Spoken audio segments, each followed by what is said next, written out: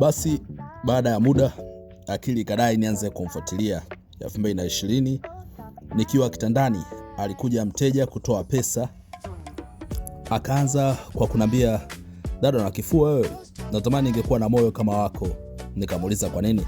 Akasema mume wako alizaa nje lakini hujawahi kuongea wala kuchanganyikiwa kama wanawake wengine. Nikasema sasa hapa nichombeze nipate taarifa kamili.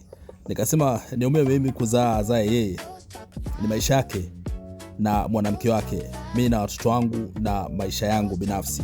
Kwa nini niumie na maisha ya mtu anayeipa kipaumbele ngono?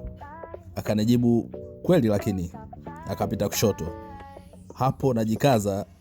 Niliporudi home nikafikiria kwa kina, nikamtafuta dada moja, naye ni mke wa mfanyakazi mwenzie, maana alikuwa anakaa karibu na kituo chao cha kazi, na huyo binti alikuwa huko. Nikamchimba mkwala, oyo vipi, poa? Nikamwambia nakuchukia sana. Akaniuliza kwa nini? Nikamwambia shemu wako kazaa huko na uko kimya.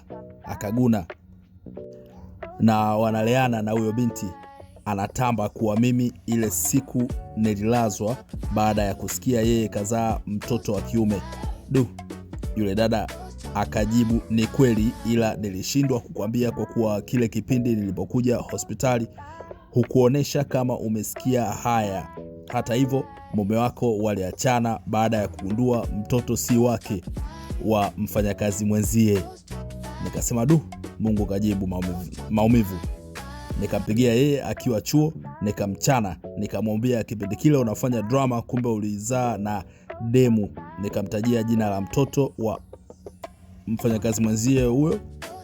Hakuamini. Nikamwambia utataabika sana na mapenzi ukiamua kuweka rehani maisha yako. Usinifanyie drama, fanya kwa ajili yako na ukoo wako. Mimi tayari nina watoto wangu na najua na namna ya kuwalinda bila hata wewe. Akaongeza kwa kusema usitake vita wala kuandaa vita na mtu aliyeamua kutupilia mbali madhaifu yako, itakuja kukugharimu.